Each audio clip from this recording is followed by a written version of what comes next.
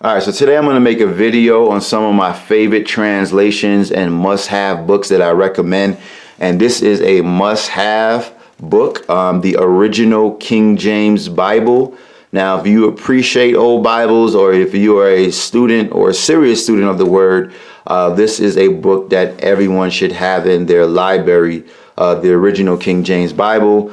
I paid, I think, under $30 on Amazon.com, but you can get one for free if you go to, I believe it's KingJamesBibleOnline.org, if I'm not mistaken. I think there's a PDF version or some version that you can download and peruse it for free online. Now, obviously, this is not a new Bible. This is the first King James that was ever published. But in a way, it is new. And what I mean by that is that most people, including myself, at least to a couple of years ago, I've never heard of the 1611. And it's called 1611 because that is the year that it was first published, 1611 AD. And so, most people are familiar with the older versions or the editions of, whether it be Cambridge, the Oxfords, so on. And so in most homes, most assembly churches, most pastors don't even teach from the 1611. So if you're not familiar with it, I'm just going to kind of go over some of the minor differences and some major. Obviously, I don't want to spend a lot of time on it because we have a lot of other books to go through. But I do believe it is worth mentioning because although it is very popular online, but in real life, like I said, it's not that popular. So we're going to start with the table of contents, and here's the New Testament here. And if you notice right away how the New Testament is spelled in books, you can see how far the English language has come, and it has evolved. And up here you have the Old Testament books, as you can see here. But I want to come back down to the New Testament.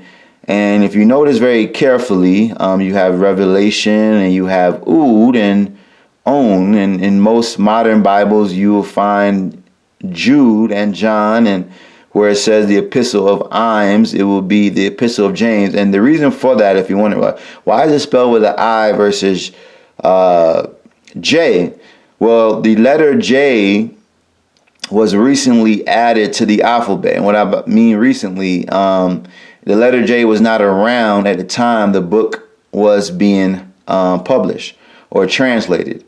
I believe it came into being in the 1500s, but the letter J was not used essentially into the mid 1600s. So at the time the book was written, these were the original names for the books, far as in the English language. So there's no letter J's throughout the whole entire Bible because the letter J was not around.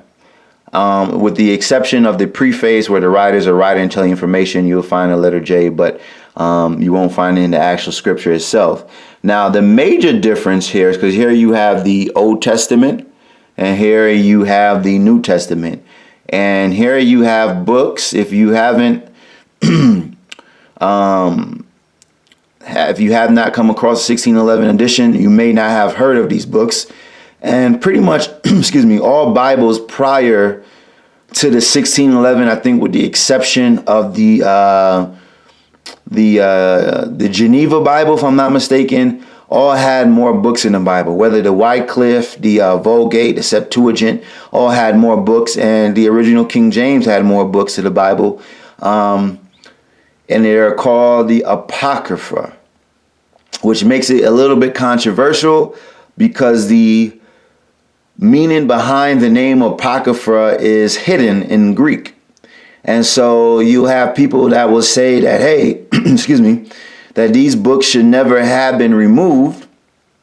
And they will usually reference John 10:22, and it will talk about the Feast of Dedication.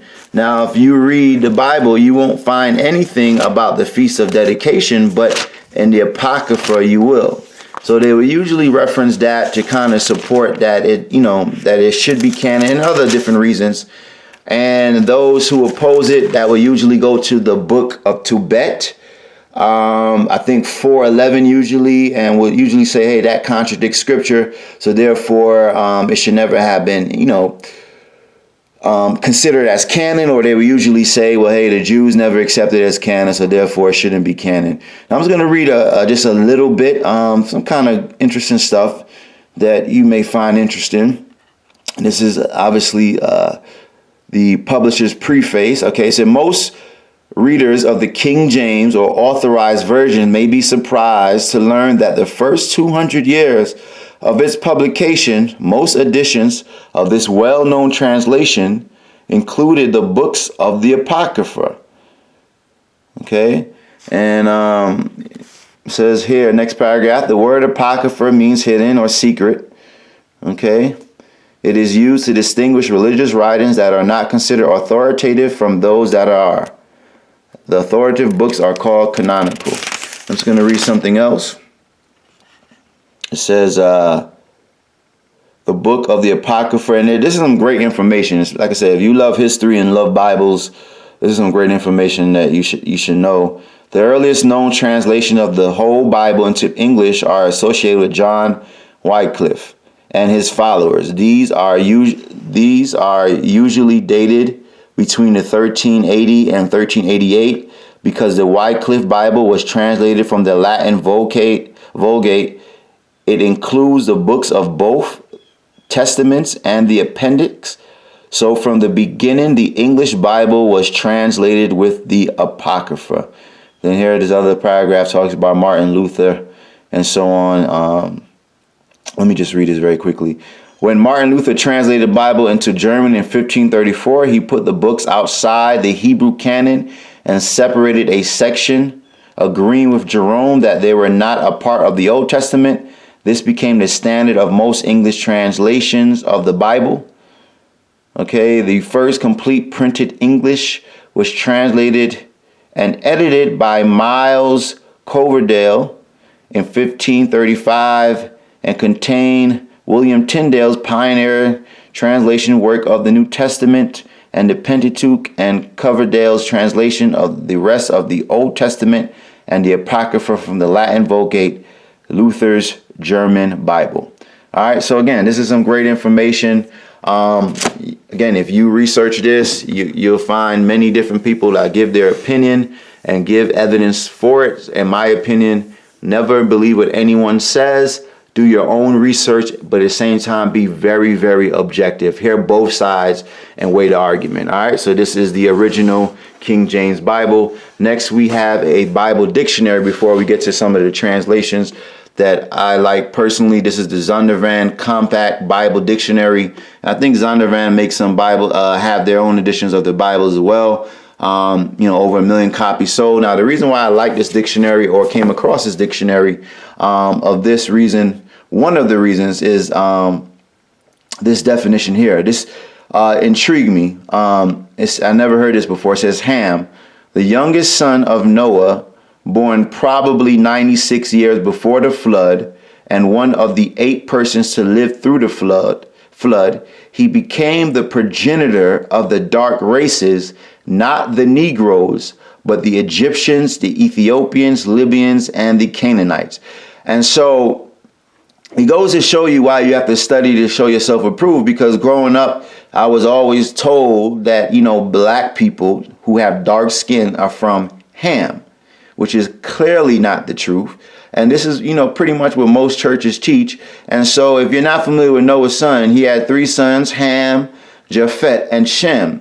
And so, traditionally what is being taught is that Ham, blacks are from Ham, Japheth are the European nations, and, Shem were Shemitic nations. And so if the Negroes are not from Ham, we know Japheth is from the European nations, then we'll only leave Shem, the Shemitic nations. So that's just kind of food for thought. I'm not going to go too much into it, but this is a very great dictionary. As you can see here, there's a lot of great information here for all those serious Bible students. And it just goes to show you that, never believe anything someone says. Study, study, study, research, research, research, research. Okay? Because not everybody has your best interests, all right? Including myself. Everything I put out here, study, study, study, do your own research. Next, we're going to go with the Stone Edition Tanakh. Now, if Tanakh is just basically a Hebrew acronym, and if you look in Luke 24, I believe verse 44, Yeshua Jesus reference to, I think he said, if it's written in the law, prophet, and Psalms, he's referring to the Tanakh. So Tanakh stands for Torah, which in the English Bible, if you see the word law in the Old Testament, it is used for the word Torah, which is essentially the first 5 books of Moses in a simple definition. Then you have the N, which is the Naviim or Navi, which means prophets. And then you have the K, which is, or it's CH, but it's, Ketovim, because the English language doesn't really have an alphabet with that Cha sound, but you can say K, Ketovim, which means writing or Psalms. So this is the way Yeshua, the disciples, understood the Bible to be in that format, in the Tanakh format. I know it'll be a little bit controversial because a lot of people say, hey, they read the Septuagint. That's another video and another time. But let me just open this up and you can see here. So this is the Hebrew Tanakh, and we're in Genesis. And here, what I like about this is that you have the original Hebrew on the right side, and then you have the English translation on the left side, which brings me to a point to say this. I think I've mentioned this in one of my other videos, that the only way to know if a translation is accurate, or the best accurate translation, is you have to base it off the original, because the translation is based off the Hebrew manuscript. And so, but many people base their translations not off of whether it's accurate to the text, it's based off what lines up with their doctrine. So you will have this church or denomination, they will have their own Bible, and all they're doing is paraphrasing the Bible in a certain way for it to further support a certain belief. But it has to be substantiated with the actual text. So when I was learning to read Hebrew, I would just read the Hebrew and I would read the English to kind of see, how closely it resembles the original writings. And which kind of brings me to a last point. Now, although, again, these are some of my favorite translations and must-have books, and this is just a few, because there are hundreds, about 100 or so, or give or take, of different types of English translations. But there are only essentially a few variations of the Hebrew Masoretic text. Okay. So and the only variations really are the, I don't know if you can see here, these little dots, the vowel pointings. But essentially, you're not going to find any variations with the Hebrew text. But if you read this translation, you will find a variation if you read the King James, and meaning that translation is based off the interpreter's interpretation of the text. And because Hebrew is a Semitic language, not all words can be translated directly into English, and so but the dilemma of that is that when you're translating, you want to translate it where it makes sense to the English reader, but by doing that, sometimes you can distort the actual meaning, because it may not have the same meaning or convey the same essence of the Hebrews, of their understanding of how it will be understood. And so, again, my opinion is this, is that there is essentially is a need for a translation, but to ultimately get to the point where you can start reading the original text yourself And so therefore you won't be so reliant on the translation, okay? Because again, I can show you 100 different English translation, and each person will render each verse differently, because it comes down to someone's interpretation, or essentially their opinion of the interpretation. But the text itself remains the same. So there's power and autonomy of being able to discern it yourself. And, don't let anybody tell you that just because you speak English that you have to read an English Bible. Okay? If you go to high school or any school, you have to learn or take a foreign language. And so, there's nothing wrong learning a different language, even with the Greek as well, even though I don't know Greek. But again, there's power and autonomy when you're able to read the original yourself. So this is the Hebrew Tanakh. What I do like about it, you have the Torah portions on top. Again, this is a great or a very solid translation, the Hebrew Tanakh Stone Edition. I'm just going to make this a part 1. And then I'm going to go to a part 2. All right. Shalom.